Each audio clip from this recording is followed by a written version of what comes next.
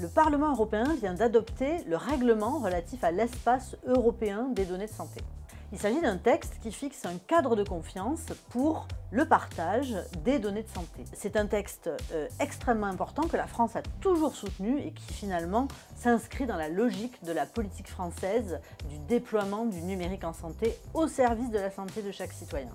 Il prévoit d'abord l'accès direct pour tous les citoyens européens à leur dossier médical électronique. C'est quelque chose qu'on connaît en France. Nous, on a Mon Espace Santé qui nous permet déjà d'accéder à l'ensemble des éléments les plus importants de notre vie quotidienne et de nos épisodes de santé. Et là, finalement, il étend un petit peu le mécanisme dans les 27 États de l'Union européenne.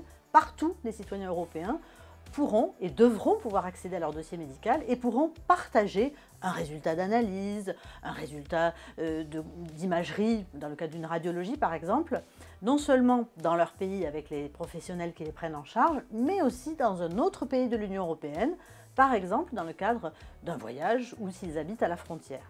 C'est le cadre prévu dans le chapitre Ma santé @UE du règlement. Et puis le règlement prévoit aussi un deuxième volet qui vise à encourager l'utilisation dite secondaire de données. Donc là, on est sur des données de santé anonymisées qui vont pouvoir être partagées cette fois avec des institutions, avec des chercheurs, avec des entreprises pour contribuer à la recherche médicale et à l'innovation en santé, toujours au service de la santé. Et ça, c'est le volet qui s'appelle Données de santé @UE. Il faut s'y préparer activement et la délégation au numérique en santé est particulièrement mobilisée pour ce faire.